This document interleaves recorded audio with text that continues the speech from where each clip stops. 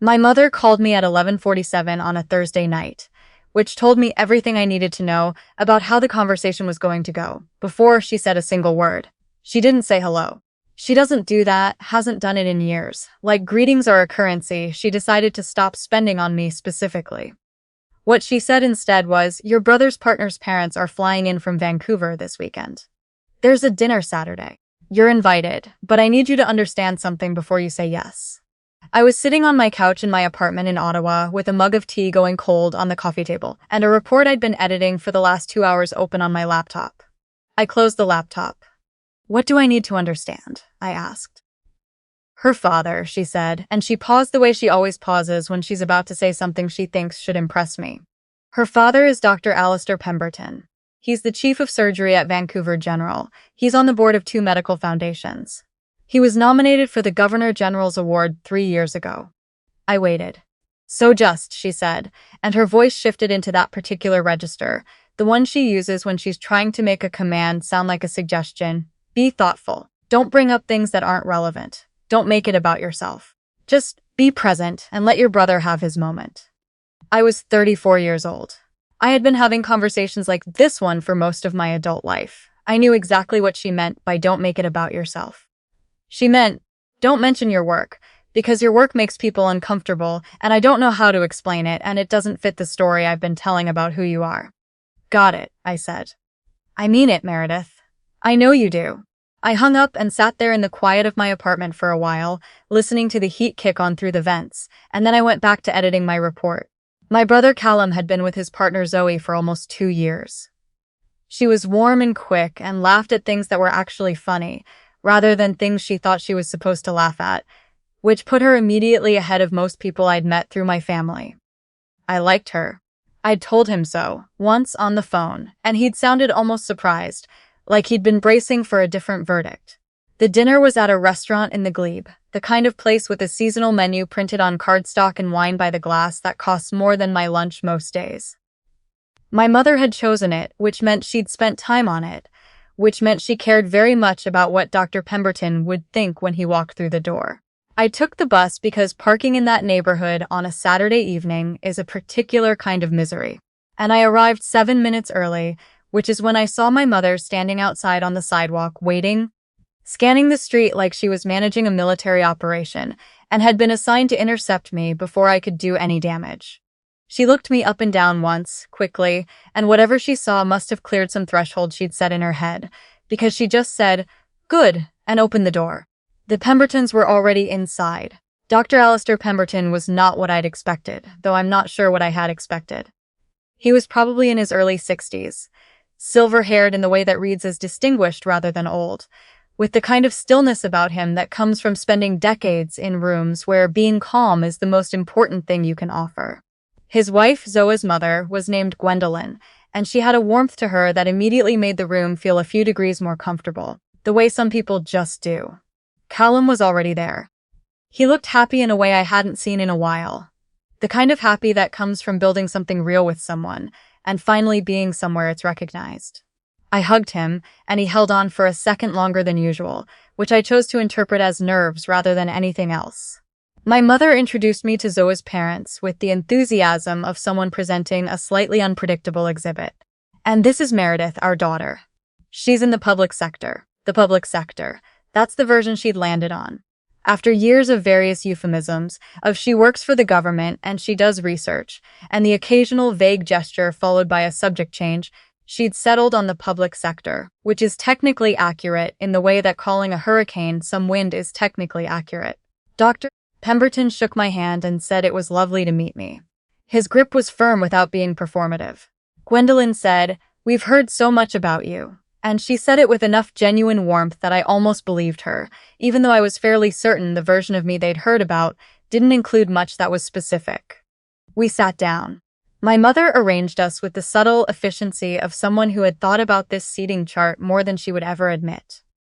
The conversation moved the way these conversations do, the graceful surface of it, covering all kinds of things nobody was saying out loud.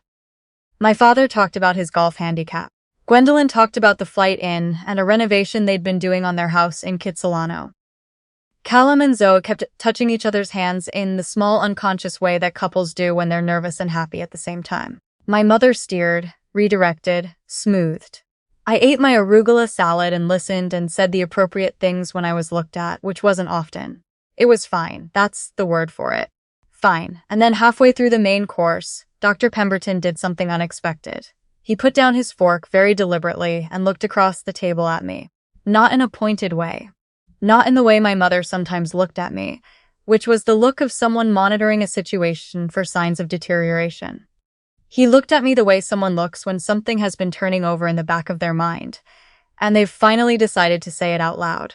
Meredith, he said. I'm sorry, what branch of the public sector did you say you were in? My mother's hand moved very slightly on the table. I didn't, I said. She just said public sector. He nodded slowly, still looking at me. I asked because I was thinking, sitting here, that you look very familiar to me. I couldn't figure out why. My father laughed nervously. Small world, it is, Dr. Pemberton agreed, but he wasn't done. He tilted his head slightly. Have you ever worked with the Public Health Agency of Canada? There was a sound, barely a sound, more like the absence of a sound, as my mother stopped whatever she'd been about to say. Yes, I said. The Infectious Disease Division? For a while, yes. He looked at me for another moment, and then something settled in his expression, the way a word comes to you after you've been searching for it. That small internal click of recognition. You were part of the COVID mortality data analysis team, he said. It wasn't a question. The one that published the long-term outcomes framework in 2021. I read that paper. I read it 3 times. We changed our ICU discharge protocols in Vancouver based on the modeling in that paper. I cited it in a presentation to the Provincial Health Board. The table had gone very quiet. Not the polite quiet of people waiting for a conversation to find its next gear. The other kind. The kind where the noise stops because the air in the room has shifted and everyone at the table has registered it, even if they can't name what just changed. My mother's face was doing something I had never seen it do before. It wasn't anger. It wasn't the practiced brightness she wore to events like this one. It was something more like the expression of a person who has just opened a door, expecting a closet, and found a room they didn't know existed. That was you? Zoe said. She was looking at me with something between confusion and a dawning sort of recalibration, the same face I'd seen on Callum, who had gone very still across the table. I was part of the team, I said. It was a big group effort. The primary author on that paper was a Dr. M. Holt, Dr. Pemberton said, and he said it quietly, like a man who is choosing his words very carefully. He looked at me. Is that Meredith Holt? Yes, I said. He set down his wine glass. The framework in that paper influenced care decisions across at least 4 provinces. I'm not exaggerating when I say lives were saved by that analysis. He paused. I had no idea you were Callum's sister. My mother said nothing. Her napkin was in her lap and she was looking at the tablecloth. Callum had not said anything either. He was looking at me with an expression I recognized as something he used to have when we were kids, and I'd say something that rearranged his understanding of a situation.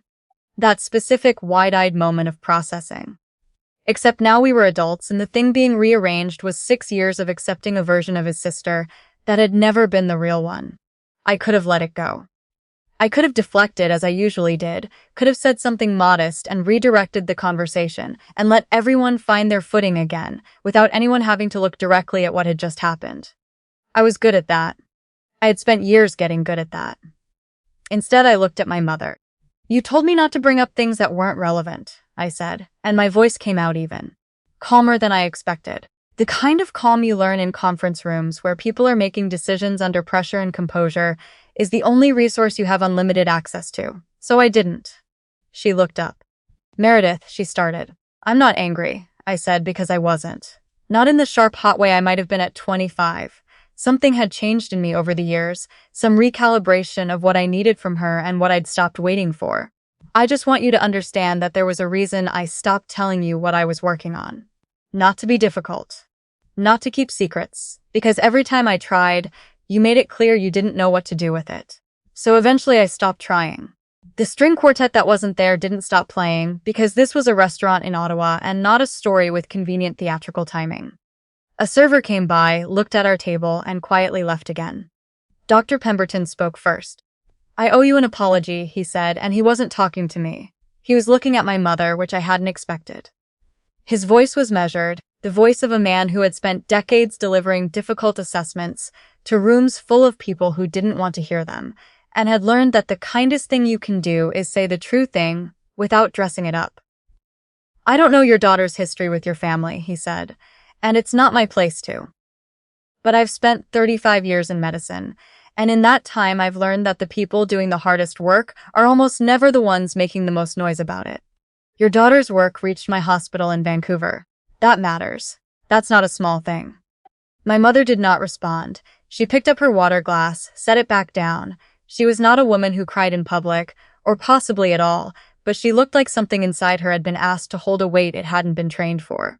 Callum came around to my side of the table after dinner, while Zoe was talking with her parents and my father was finding the car, and he stood next to me in that way he has of standing, when he's trying to find the words for something. "Why didn't you tell me?" he asked. It was the same question Amber got, I imagine, in 100 variations, in 100 different contexts. Why didn't you tell me?